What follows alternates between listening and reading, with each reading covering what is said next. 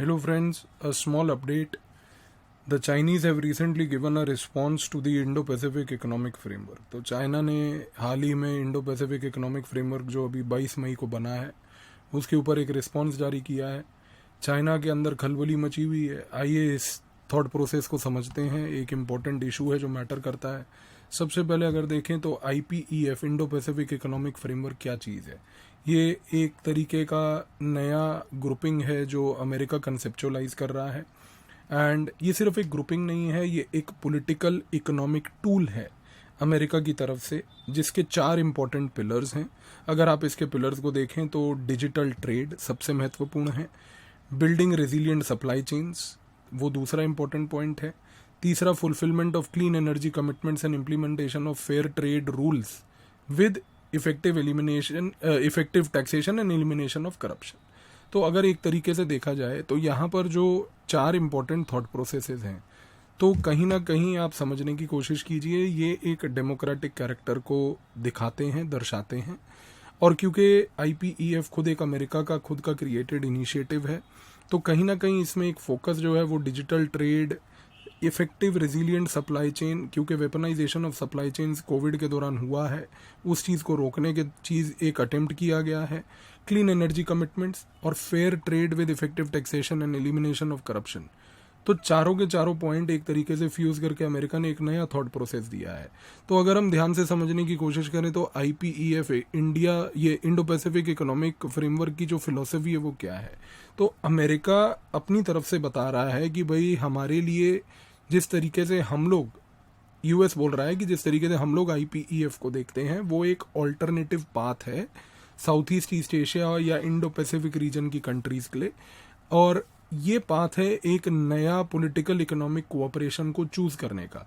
तो Indo Pacific की जो कंट्रीज है वहाँ पर अभी एक तरीके से अगर आप ध्यान से ऑब्जर्व करें तो कहीं ना कहीं उनके पास एक चाइना का डिपेंडेंसी फैक्टर ही एक सोल फैक्टर है जिसके बेसिस पे वो ऑपरेट कर रहे हैं। बट अमेरिका एक नया एजेंडा लेके, नया एक ऑल्टरनेटिव पॉलिटिकल इकोनॉमिक पाथ लेके इन लोगों के सामने आया है। अब अमेरिका इस चीज़ को एक तरीके से पेश कर रहा है कि ये एक इकोनॉमिक वर्जन ऑफ नाटो है। तो अगर ये इकोनॉमिक वर्जन ऑफ नाटो है तो नाटो एक सिक्योरिटी अलायंस था, तो यहाँ पर अब इकोनॉमिक अलायंस बनाने की एक कोशिश की जा रही है अमेरिका की तरफ से। अब सबसे बड़ी चीज़ ये है कि भाई सवाल ये उठता है कि इसकी रिक्वायरमेंट क्या है। तो रिक्वायरमेंट दोस्तों ये इसलिए देखी जाती है क्योंकि पिछले कई डेकेड से, स्पेसिफिकली जब से कोल्ड वॉर खत्म हुई है, वी ऑब्जर्व कि अमेरिका का खुद का इन्फ्लुएंस एक तरीके से पूरे south east Asia Indo Pacific region जो है वहाँ पर कहीं ना कहीं डिक्लाइन होता जा रहा है। और जैसे जैसे अमेरिका का इन्फ्लुएंस डिक्लाइन होता जा रहा है, यहाँ पर क्या हो रहा है कि चाइना का इन्फ्लुएंस पैरेलली राइज होता जा रहा है। तो फॉर एग्जांपल जो रीजनल कॉम्प्रिहेंसिव इकोनॉमिक पार्टनरशिप है, RCEP में चाइना का दबदबा रिसेंट टाइम्स में बढ़ा है। हर एक कंट्री जो RCEP में है वो चाइना के साथ आज की डेट में इकोनॉमिकली और इनमेश हो गई है। आसियान एक बहुत बड़ा फैक्टर है। आसियान बना था इस पर्पज़ के लिए कि वो इकोनॉमिक कोऑपरेशन करवाएगा, और जब से कोल्ड वॉर खत्म हुई है चाइना एक डोमिनेंट प्लेयर आसियान का इकोनॉमिक कोऑपरेशन में बन चुका है। और हाल ही में जैसा हम जानते हैं कि 2014 से चाइना की तरफ से एक बेल्ट एंड रोड इनिशिएटिव की भी स्थापना की गई है।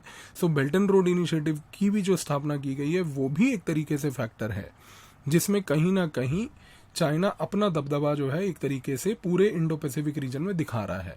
तो ये सारे थॉट प्रोसेस को काउंटर करने के लिए अमेरिका ने अपनी तरफ से एक नया थॉट प्रोसेस दिया है जिसको इंडो पैसिफिक इकोनॉमिक फ्रेमवर्क बोला जा रहा है।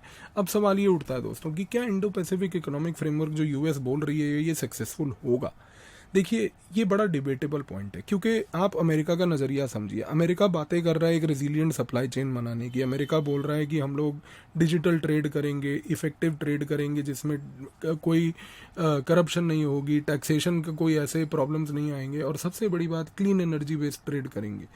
घूम फिर के अगर आप देखिए तो अमेरिका एक तरीके से इंडो पैसिफिक रीजन में, जहां पर कोल्ड वॉर के दौरान वो एक डोमिनेंट प्लेयर था, जब से कोल्ड वॉर खत्म हुई है वो रिट्रीट कर चुका है। तो इंडो पैसिफिक इकोनॉमिक फ्रेमवर्क उस नज़रिए से देखा जाए तो एक तरीके से अमेरिका की एंट्री वापस ला रहा है इस रीजन में। और ये वापस ला रहा है इस रीजन में नॉट फॉर एनी रीज़न कि भाई अमेरिका कोई बहुत एल्ट्रुइस्टिक है कि वो इन देशों का बहुत अच्छा चाहता है, बट वो एक तरीके से चाइना को काउंटर करना चाहता है, क्योंकि वो चाइना के डोमिनेंस से इस रीजन में डरा हुआ है। वो चाइना के BRI को देख के, RCEP में उसका प्रेजेंस देख के, आसियान में उसका प्रेजेंस देख के चाइना के प्रेजेंस को देख के अमेरिका एक तरीके से डरा हुआ है. So objective of the Indo Pacific economic framework is what? To primarily create a new grouping which is going to be anti China. So आज की डेट में अगर आप देखो तो it is more of a political tool rather than an economic tool.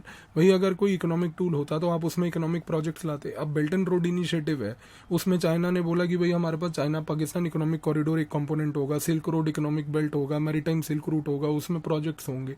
अगर आपका भी यह इंडो पैसिफिक इकोनॉमिक फ्रेमवर्क जो है एक इकोनॉमिक नेटो होता जो आप बोल रहे हैं, तो उस केस में आपके पास ये सारे कंपोनेंट्स क्यों नहीं थे? ये सारे कंपोनेंट्स चाइना ने बीआरआई में इमीडिएटली अनाउंस करे. ये सारे कंपोनेंट्स एक तरीके से आरसीईपी में जो चाइना के प्रोजेक्ट्स थे वो अनाउंस हुए.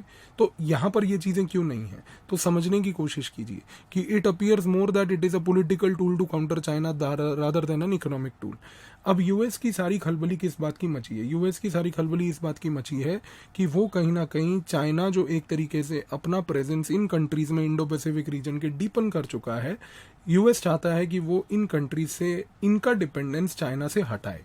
तो बेसिकली अमेरिका का थॉट प्रोसेस क्या है कि वो डीकपलिंग करना चाहता है. डीकपलिंग मीन्स कि आज की डेट में जब ये सारी कंट्रीज एक तरीके से चाइना पे डिपेंडेंट हो चुकी हैं, चाइना पे निर्भर हो चुकी हैं, तो अमेरिका का ऑब्जेक्टिव है कि हम चाइना से इनका डिपेंडेंसी को हटाएं और उनका डिपेंडेंसी अपने पे डाल लें. देखिए, अपने पे आप डालना चाहें उसमें कोई बुराई नहीं है, आपके पास टोटल फ्रीडम है ये करने का, बट आपके पास इस डिपेंडेंसी को नर्चर करने के लिए सबसे इंपॉर्टेंटली एक थॉट प्रोसेस होना जरूरी है जो आज की डेट में आपके पास नहीं है.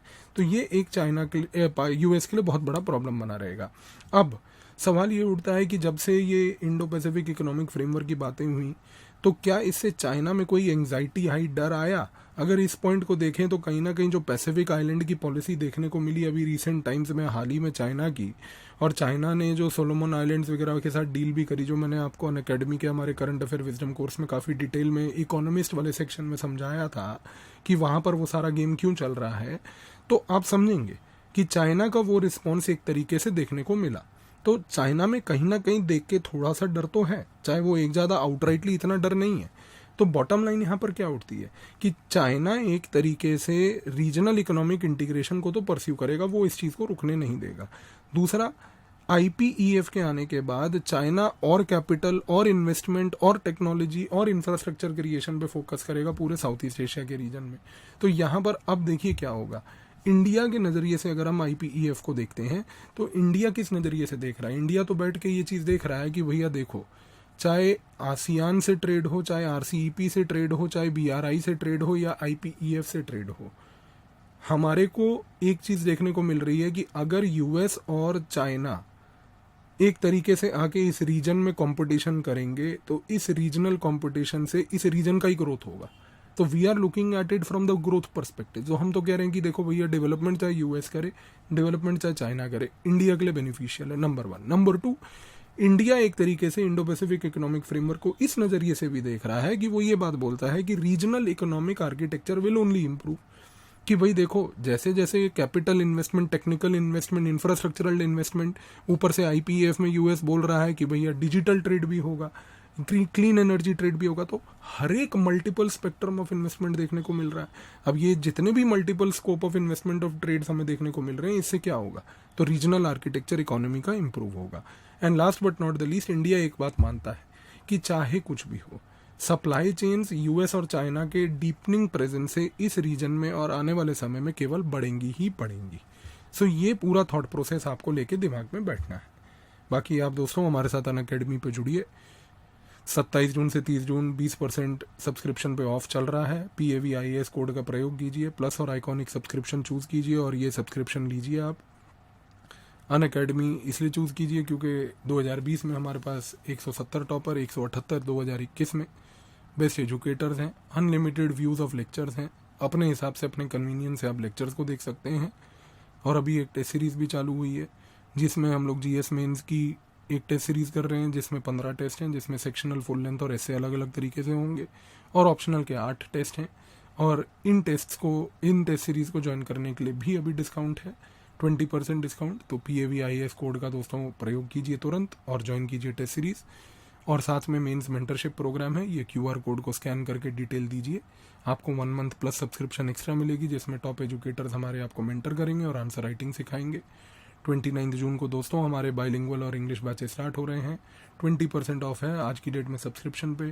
PAVIAS कोड यूज़ कीजिए और तुरंत इस सब्सक्रिप्शन को ज्वाइन कीजिए। हमारे पास 8 ऑप्शनल्स जो हैं, anthropology, sociology, history, geography, PSIR, mathematics, पबैड और एग्रीकल्चर, इनको आप ज्वाइन कीजिए। आपको 20% सब्सक्रिप्शन डिस्काउंट मिलेगा अगर PAVIAS कोड प्रयोग करते हैं। और कोई EMI की सपोर्ट की रिक्वायरमेंट हो तो ये नंबर पे आप कॉल कीजिए, हमारे रिप्रेजेंटेटिव 2 घंटे में आपको एक तरीके से मदद देंगे। Thank you.